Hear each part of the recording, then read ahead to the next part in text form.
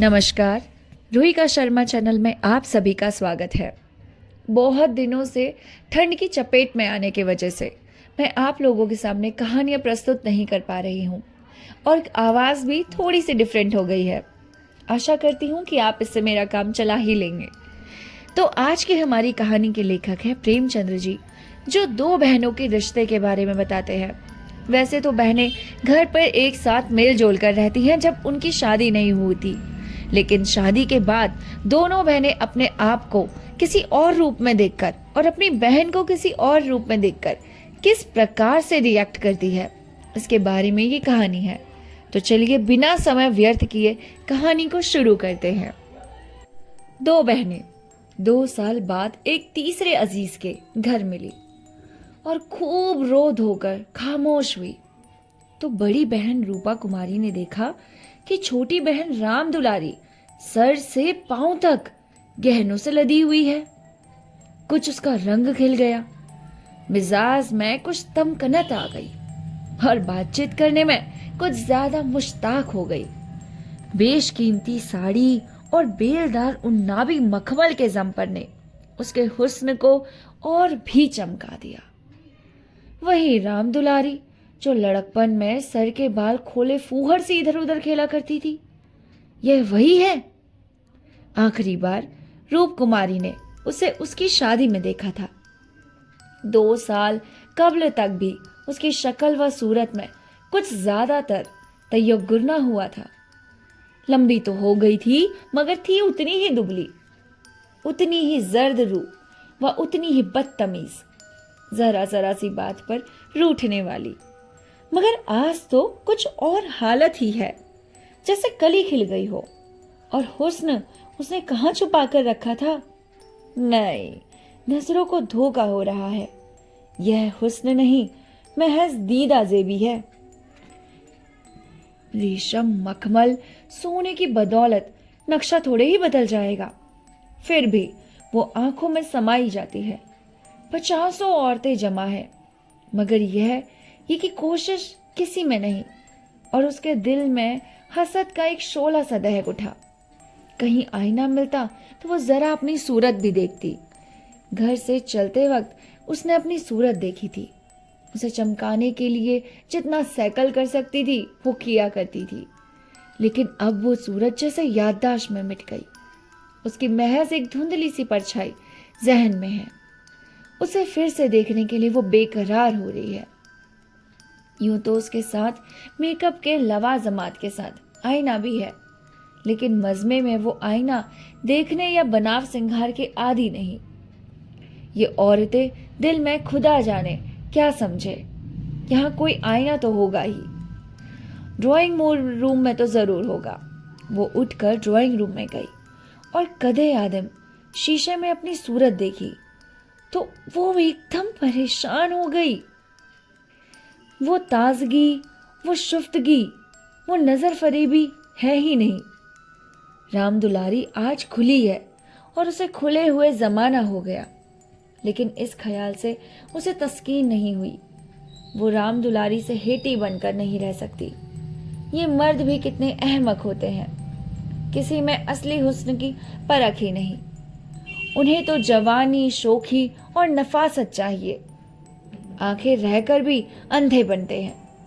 मेरे कपड़ों में राम दुलारी को खड़ा कर दो, फिर देखो ये सारा जादू कहाँ उड़ गया है।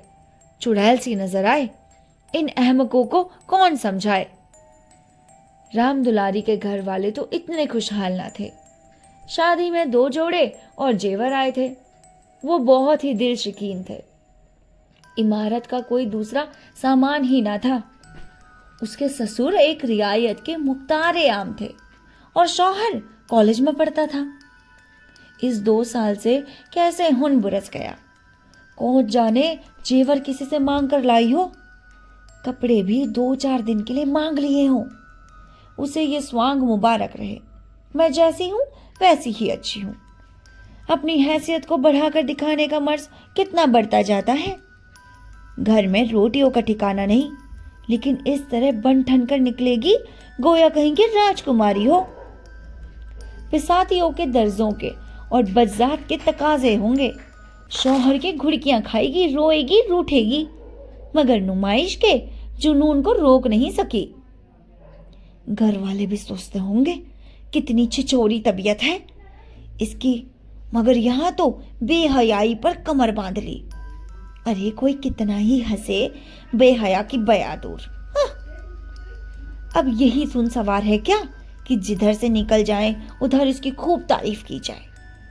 राम दुलारी ने नजर किसी से जेवर के मांग लिए। बेशर्म। उसके चेहरे पर गुरूर की सुर्खी झलक पड़ती है। ना सही उसके पास जेवर और कपड़े किसी के सामने शर्मिंदा ना होना पड़ता। 1-1 लाख के तो उसके 2 लड़के हैं, भगवान उन्हें जिंदा सलामत रखे, वैसी खुश में है। खुद अच्छा पहन लेने और अच्छा खाने लेने से ही तो जिंदगी का मकसद पूरा नहीं हो जाता। उसके घर वाले गरीब हैं, पर इज्जत तो है। किसी का गला तो नहीं दबाते, किसी की बद्दुआ तो नहीं लेते। इस तरह अपना दिल मजबूत करके वो फिर बरामदे में आई तो राम दुलारी ने जैसे रहम की आंखों से देखकर कहा, जीजा जी की कुछ तरक्की वरक्की हुई कि नहीं बहन, या अभी तक वही 75 पर कलम सींगे कर रहे हैं। रूप कुमारी के बदन में आग सी लग गई। हो फोरे दिमाग, गोया उसके शहर लाट ही तो है। अकड़ कर बोली, तरक्की क्यों नहीं हुई, अब 100 के ग्रेड में है। आजकल ये भी गनीमत है। मैं तो अच्छे अच्छे एमए पासों को देखती हूँ कि कोई टके को नहीं पूछता। तेरा शौहर अब बीए में होगा। उन्होंने तो अब पढ़ना छोड़ दिया है बहन, पढ़कर औकात खराब करना था। और क्या, एक कंपनी के एजेंट हो गए, अब 250 रुपया माहवर कमाते हैं, कमीशन ऊपर से 500 रुपया रोज सफर खर्च के भी मिलते हैं।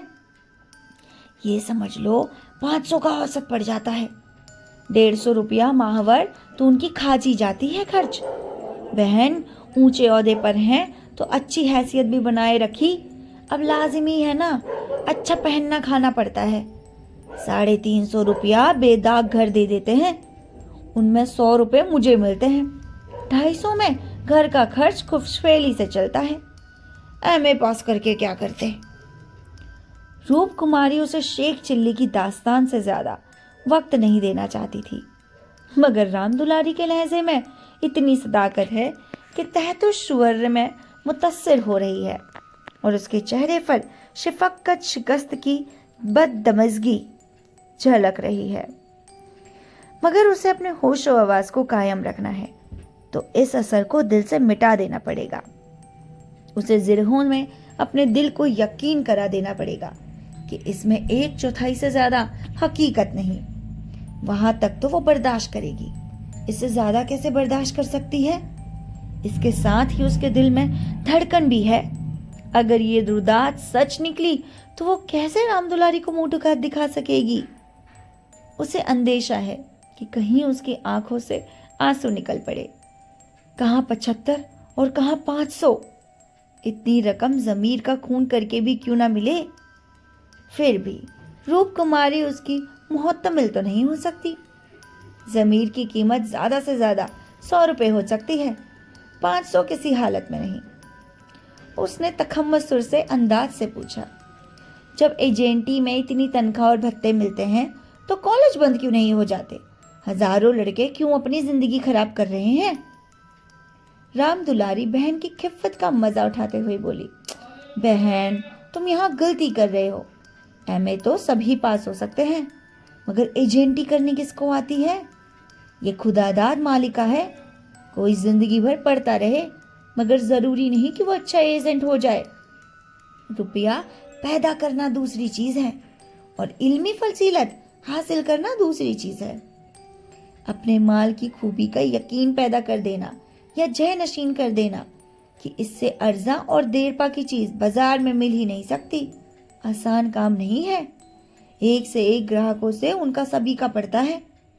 बड़े बड़े राजाओं और रईसों की तालीफ कल्ब करनी पड़ती है। औरों की तो उन राजाओं और नवाबों के सामने जाने की हिम्मत भी ना पड़े और किसी तरह पहुंच जाए तो जबान ना निकाले। शुरू में इन्हें भी झिझक हुई थी, मगर अब तो इस दरिया के मगर हैं।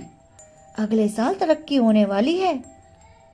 रूप कुमारी की रगों में जैसे खून की हरकत बंद हुई जा रही है। जालिम आसमान गिर क्यों नहीं पड़ता, बेरहम जमीन क्यों नहीं फट जाती।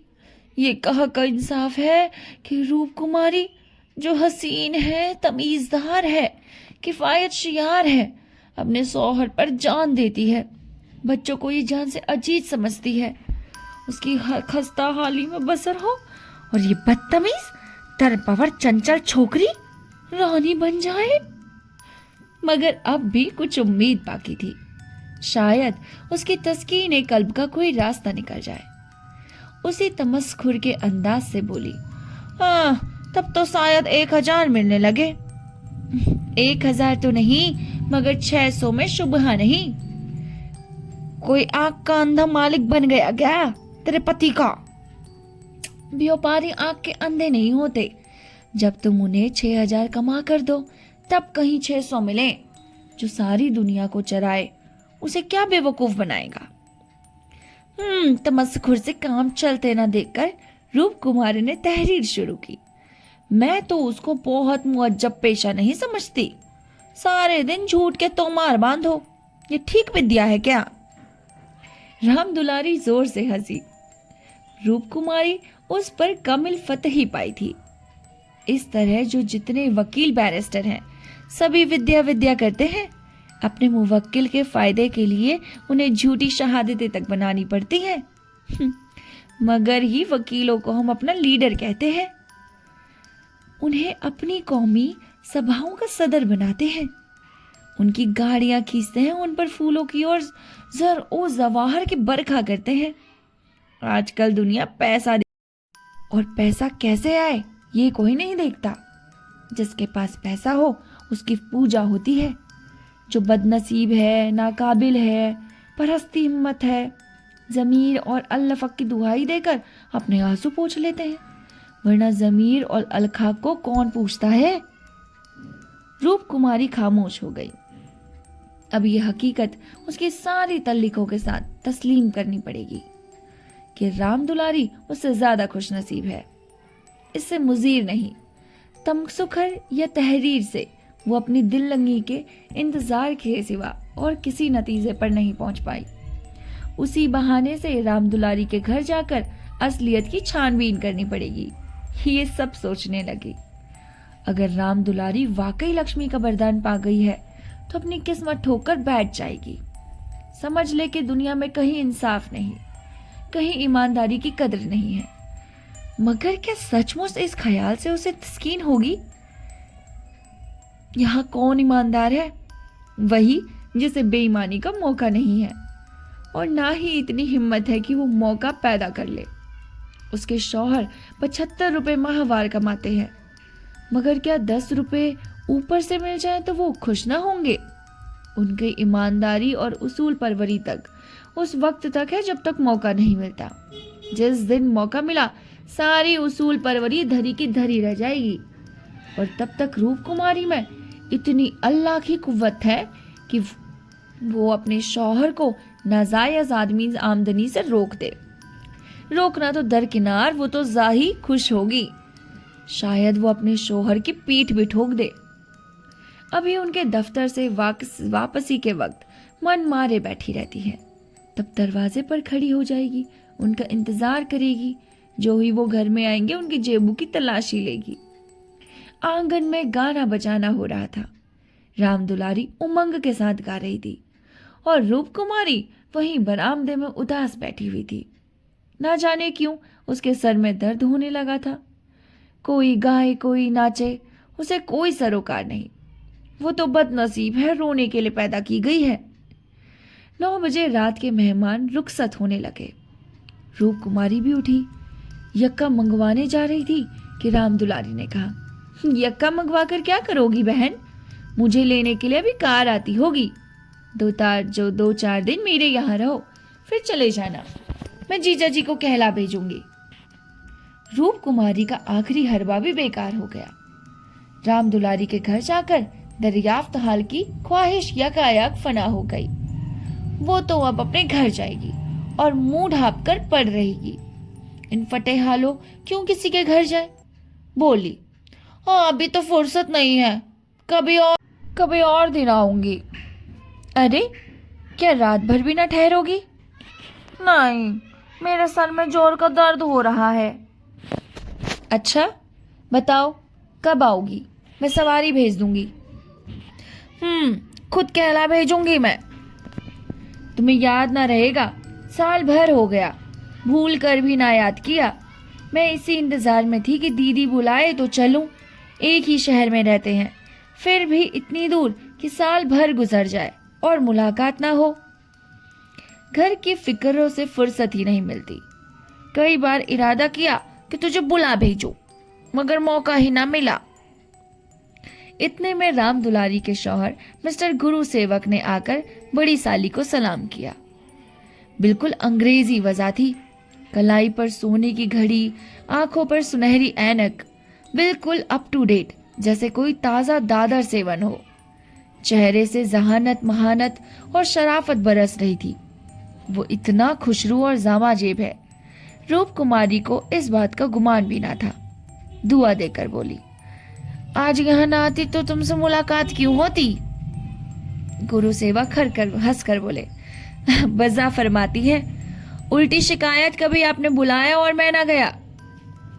मैं ना जानती थी कि तुम अपने को मेहमान समझते हो, वो भी तो तुम्हारा ही घर है। आ जाओ कभी भी। अब मान गया भाभी साहब, बेशक मेरी गलती है, इंशाअल्लाह उसकी तलाफी करूंगी, मगर आज हमारे घर रहिए ना।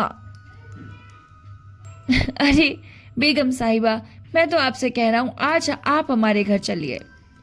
अरे नहीं नहीं, आज बिल्कुल फुर्सत नहीं है, फिर आऊंगी, लड़के घर पर घबरा रहे होंगे। राम दुलारी बोल, मैं इतना कहकर हार गई, मानती ही नहीं। दोनों बहनें कार की पिछली सीट पर बैठ गई और गुरु सेवक ड्राइव करता हुआ चला गया। जरा देर में उसका मकान आ गया। राम दुलारी ने फिर रूप कुमारी से चलने के लिए इसरार किया, मगर वो ना मानी।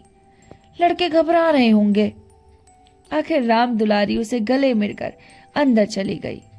गुरु सेवक ने कार बढ़ाई। रूप कुमारी ने उड़ती हुई निगाह से राम दुलारी का मकान देखा और ठोस हकीकत सराह की तरह उसके जिगर में चुभ गई। कुछ दूर चलकर गुरु सेवक बोला, भाभी, मैंने आपके लिए कैसा अच्छा रास्ता निकाल लिया। 2-4 साल काम चल गया तो आदमी बन जाऊंगा। रूप कुमारी ने हमदर्दाना लहजा में कहा, राम दुलारी ने कहा मुझसे, भगवान करे जहां रहो खुश रहो, जरा हाथ पैर संभाल कर रहना। मैं मालिक की आंख बचाकर पैसा लेना भी गुनाह समझता हूं। दौलत का मजा तो तब है जब ईमान सलामत रहे। ईमान खो के पैसा मिला भी तो क्या, ऐसी दौलत पर लानत भेजता हूं। और आंखें किसकी बचाऊं, सब स्याह सफेद तो मेरे हाथ में है। मालिक तो कोई है ही नहीं, उसकी बेवा है। उसने सब कुछ मेरे हाथ में छोड़ रखा है। मैंने उसका कारोबार संभाल न लिया होता तो सब चौपट हो जाता। मेरे सामने तो मालिक सिर्फ 3 महीने जिंदा रहे, मगर बड़ा मर्दुम शनास आदमी था। मुझे 100 रुपए पर रखा और एक ही महीने में 250 रुपए कर दिया। आप लोगों की दुआ से मैंने पहले ही महीने में 12,000 का काम किया। काम क्या करना पड़ता है? अरे वही मशीनों की एजेंसी, तरह तरह की मशीनें मंगवाना और बेचना। रूप कुमारी का मनहूस घर आ गया। दरवाजे पर एक लालटेन टिमटिमा रही थी। उसके शौहर बाबू उमानाथ दरवाजे पर टहल रहे थे। रूप कुमारी उतरी, मगर उसने गुरु सेवक से आने के लिए इसरार ना किया। बेदिली से कहा जरूर, मगर जोर ना दिया। और उमानाथ तो बिल्कुल मुखातिब भी ना हुए। रूप कुमारी को वो घर अब कब्रिस्तान सा लग रहा था, जैसे फूटा हुआ नसीब हो। ना कहीं फर्श, ना फर्नीचर, ना गमले। 2-4 टूटी कुर्सियां, एक लंगड़ी मेज, 4-5 पुरानी धरानी खाटे, यही उसके घर की बिसात थी। आज सुबह तक रूप कुमारी इस घर में खुश थी, लेकिन अब उसके मन में घर से मुतल्लक दिलचस्पी न रही। लड़के अम्मा अम्मा करके दौड़े, मगर दोनों को छिड़क दिया। सर में दर्द है, वो किसी से ना बोलेगी। अभी तक खाना नहीं पकाया, पकाता कौन? लड़कों ने तो दूध पी लिया। उमानाथ ने कुछ नहीं खाया था। इसी इंतजार में थे कि रूप कुमारी आए, मगर रूप कुमारी के सर में दर्द है, मजबूरन बाजार से पूरियां लानी पड़ेगी। रूप कुमारी ने मलामत आमेज अंदाज में कहा, तुम अब तक मेरा इंतजार क्यों करते रहे? मैंने खाना पकाने का ठेका तो नहीं लिया जो रात भर वहीं रह जाती। आखिर एक महाराज जी क्यों नहीं रख लेते, या जिंदगी भर मुझी को पीसते रहोगे? उमानाथ ने उसकी तरफ मजलूम और सवाले हैरत की निगाह डाली। उसकी ब्राह्मी का कोई सबब उनको समझ ना आया। रूप कुमारी तो इन्होंने हमेशा बेउज्र इयादत पाई थी। बेउज्र ही नहीं, खुश दिलाना भी।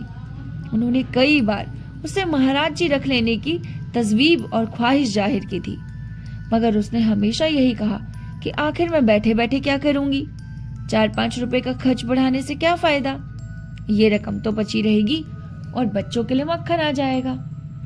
आज वो इतनी बेदर्दी से शिकायत कर रही है। अपनी सफाई पेश करते हुए बोले, महाराजन रखने के लिए मैंने तुमसे कई बार कहा है। अच्छा, तो लाकर क्यों ना दी? मैं उसे निकाल देती तो कहते। ये गलती हुई है। तुमने कभी सच्चे दिल से कहा क्या? महज महाराजन लेने के लिए कहा। तुम्हारे दिल में मेरे कभी आराम का ख्याल ही नहीं आया। तुम तो खुश थे कि अच्छी लौंडी मिल गई, एक रोटी खाती है, चुपचाप पड़ी रहती है। इतनी सस्ती लौंडी और कहाँ मिलेगी, महज खाने और कपड़े पर, वो भी जब घर भर की जरूरत से बचे।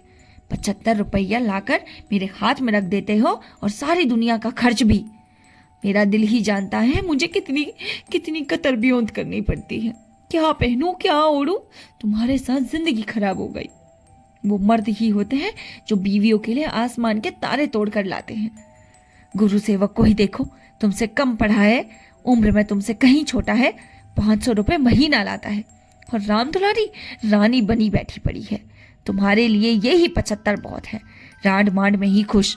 तुम नाहक मर्द हुए हो, तुम्हें तो औरत होना चाहिए था। औरों के दिल में कैसे कैसे अरमान होते हैं, मगर मैं तो तुम्हारे लिए घर की मुर्गी बासी साग हूं। तुम्हें कोई तकलीफ होती ही नहीं। तुम्हें तो कपड़े भी अच्छे चाहिए, खाना भी अच्छा चाहिए, क्योंकि तुम मर्द हो, बाहर से कमा कर लाते हो। मैं चाहे वैसे रहूं तुम्हारी बला से। यह सिलसिला कई मिनट तक जारी रहा और बेचारे उमानाथ खामोश होकर सुनते रहे। अपनी दानिस्त में उन्होंने रूप कुमारी को शिकायत का मौका नहीं दिया। उनकी तनख्वाह कम है, मगर ये उनके बस की बात तो नहीं। वो दिल लगाकर अपना काम करते हैं, अफसरों को खूब खुश रखने की हमेशा कोशिश करते हैं, और साल बड़े बाबू के छोटे साहबजादे को 6 महीने तक बिला नागा पढ़ाया। इसीलिए तो वो खुश हैं। और अब क्या करें? रूप कुमारी की ब्राह्मी का राज तो उन्हें मालूम हो गया। अगर गुरु सेवक 500 रुपए लाता है तो बेशक खुश नसीब है, लेकिन दूसरों की ऊंची पेशानी देखकर अपना माथा तो नहीं फोड़ा जाता। उसे ये मौका मिल गया, दूसरों को ये मौके कहाँ मिलते हैं। वो तहकीक करेंगे कि वाकई उसे 500 रुपए मिलते हैं या महज गप है, और बिलगरज मिलते होंगे तो इस पर क्या रूप कुमारी को यह हक है कि उसे निशाने ए मलामत बनाए। और अगर वो इसी तरह रूप कुमारी से ज्यादा हसीन, ज्यादा खुश खलीफा औरत देखकर उसे कोसना शुरू कर दे तो कैसा होगा? रूप कुमारी हसीन है, शीरी जबान है, खुश मिजाज है बेशक, लेकिन इससे ज्यादा हसीन, शीरी जवाब, खुद ज्यादा खुश मजाक औरत दुनिया में मादूम नहीं है क्या? एक जमाना था जब उनकी नजरों में रूप कुमारी से ज्यादा हसीन औरत दुनिया में कोई ना थी, लेकिन वो जुनून अब बाकी न रहा। जज्बात की दुनिया से हकीकत की दुनिया आए उन्हें एक मुद्दत गुजर गई। अब तो उन्हें इज्जतवाजी दुनिया जिंदगी का काफी तजुर्बा है। एक दूसरे के ऐब व हुनर मालूम हो गए। अब तो शाबीर व शाकिर कर रही है, उनकी जिंदगी आफियत से कट सकती है। रूप कुमारी इतनी मोटी सी बात भी नहीं समझती थी, फिर भी उन्हें रूप कुमारी से हमदर्दी हुई। उसकी सख्त कलामियों का उन्होंने कुछ जवाब ना दिया, शरबत की तरह पी गए। अपनी बहन का ठाठ देखकर एक लम्हा के लिए रूप कुमारी के दिल में ऐसे दिल शिकन, मायूसुकन, गैर मुसफ़ाना ख्यालात का पैदा होना बिल्कुल फितरी है। वो कोई फिलोसोफर नहीं। चलो कोई बात नहीं। इस तरह अपने दिल को समझाकर उमानाथ दैया फर्त हाल की मुहिम के लिए चले गए। 1 हफ्ते तक रूप कुमारी हैजान की हालत में रही। बात बात पर चिढ़ जाती, लड़कों को डांटती, शौहर को कोसती, अपनी तकदीर को रोती। घर का काम तो करना ही पड़ता था, वरना नई आफत आ जाती। लेकिन अब किसी काम में उसे दिलचस्पी ना थी। घर की जिन पुरानी चीज़ों के दिल लकुत हुआ करती थी, उनकी सफाई और सजावट में बिल्कुल मन नहीं लग रहा। उनकी तरफ आंख उठाकर भी ना देखती थी। घर में एक खिदमतगार था। उसने जब देखा कि बहू जी खुद घर की तरफ से लापरवाह है, तो उसे क्या गरज पड़ी थी, सफाई करता। दोनों बच्चे भी माँ से बोलते डरते थे और उमानाथ तो उसके साए से भी भागते थे। जो कुछ उनके सामने आ जाता जहर मार कर लेते और दफ्तर चले जाते। दफ्तर से लौटकर दोनों बच्चों को साथ लेकर कहीं घूमने निकल जाते। रूप कुमारी से कुछ बोलते रूह फना होती थी। वहां उनकी तफ्तीश जाती थी। एक दिन उमानाथ दफ्तर से लौटे तो उनके साथ गुरु सेवक भी थे। रूप कुमारी ने आज कई दिनों के बाद जमाने से मसाहलत कर ली थी। उस वक्त से झाड़न के लिए कुर्सियां और तिपाइयां साफ कर रही थी कि गुरु सेवक ने उसे अंदर पहुंचकर सलाम किया। रूप कुमारी दिल में कट गई। उमानाथ पर बेहद गुस्सा आया। उन्हें यहां लाकर क्यों खड़ा कर दिया? न कहना न सुनना, बस बुला लाए। उसे इस हालत में देखकर गुरु सेवक ने दिल में क्या समझा होगा? मगर उन्हें अकल आई ही कब थी? अपना पर्दा ढांकती फिरती आप उसे खोलते फिरते हैं। जहां भी शर्म नहीं, बेहयाई का जामा पहन लिया। खामखा उसे जलील करते हैं। दुआ दरकर आफियत पूछी और कुर्सी रख दी। गुरु सेवक ने बैठते हुए कहा, आज भाई साहब ने मेरी दावत की है। मैं इनकी दावत पर तो ना आता, लेकिन इन्होंने कहा कि तुम्हारी भाभी का सख्त तकाजा है, तब वक्त निकालना पड़ेगा। रूप कुमारी ने बात बनाई। तुमसे उस दिन रवा रवी में मुलाकात हुई, देखने को जी लगा हुआ था। गुरु सेवक ने दरो दीवार पर नजर डाली और कहा, पिंजरे में तो आप लोगों को बड़ी तकलीफ होती होगी। अब रूप कुमारी को मालूम हुआ कि कितना बदमजाक है। दूसरों के जज्बात की बिल्कुल परवाह नहीं। इतनी सी बात में नहीं समझता कि दुनिया में सभी तकदीर वाले नहीं होते। लाखों में कहीं कोई एक भगवान निकलता है। किसी कदर तुर्क होकर बोली, पिंजरे में रहना अच्छा है, कटघरे में रहने से तो। पिंजरे में मासूम चिड़िया रहती है, कटघरे में दरिंदों का मस्कान होता है। गुरु सेवक किनाया ना समझ सका, बोला, मुझे तो इस घर में हब्स हो जाएगा। दम घुट जाए, मैं आपके लिए अपने घर के पास एक घर तैयार कर दूंगा, खूब लंबा चौड़ा। आपसे कुछ किराया न लिया जाएगा। मकान हमारी मालकिन का है। मैं भी तो उसी मकान में रहता हूँ। सैकड़ों मकान है, उसके पास सैकड़ों, सब मेरे इख्तियार है। जिसको मैं जो मकान दूं मेरे इख्तियार में है। किराया लूं या ना लूं, मैं आपके लिए अच्छा सा मकान ठीक कर दूंगा। जो सबसे अच्छा है मैं आपको अदब करता हूँ। रूप कुमारी समझ गई, हजरत इस वक्त नशे में है, तभी बहकी बहकी बातें कर रहा है। उसकी आंखें सिकुड़ गई, रुखसार कुछ फूल गए थे, जबान में हल्की सी लग्जिश थी जो हर लम्हा नुमाया होती जा रही थी। एक जवान, खूबसूरत, शरीफ चेहरा और बगैरत बन गया था, जिसे कुछ देखकर नफरत होती थी। उसने एक लम्हा बाद फिर बहकना शुरू किया। मैं आपका बहुत अदब करता हूँ, आप मेरी बड़ी भाभी हैं, आपके लिए मेरी जान हाजिर है। आपके लिए मकान का इंतजाम करना मेरे लिए मुश्किल नहीं। मैं मिसेस लोहिया का मुख्तार करता हूँ। मेरे सब कुछ मेरे इख्तियार में है, सब कुछ। मैं जो कुछ कहता हूँ आंखें बंद करके मंजूर कर लेती हैं। मुझे अपना बेटा समझती है, मैं उनकी सारी जायदाद का मालिक हूँ। मिस्टर लोहिया ने मुझे 20 रुपए का नौकर रखा था। बड़ा मालदार आदमी था वह, मगर यह किसी को मालूम न था कि उसकी दौलत कहाँ से आती थी। किसी को मालूम नहीं, वो मेरे सिवा कोई जानता नहीं। किसी से कहना नहीं। कोकीन बेचता था, लाखों की आमदनी थी उसकी। मैं अभी अब वही काम करता हूँ। हर शहर में हमारे एजेंट हैं। मिस्टर लोहिया ने मुझे इस फन में यकता कर दिया। जी हाँ, मजाल नहीं कि मुझे कोई गिरफ्तार कर ले। बड़े बड़े अफसरों से मेरा याराना है। उनके मुंह में नोटों के पुलंदे ठूस ठूस कर उनकी आवाज बंद कर देता हूँ। कोई चू नहीं कर सकता। हिसाब से लिखता हूँ, 1,000 देता हूँ, बाकी 500 यारों का है। बेदरेक रुपए आते हैं, बेदरेक खर्च करता हूँ। बुढ़िया को तो राम नाम से मतलब है, साधु संतों की सेवा में लगी रहती है। और बंदा चैन करता है, जितना चाहूं खर्च करूं, कोई हाथ पकड़ने वाला नहीं, कोई बोलने वाला नहीं।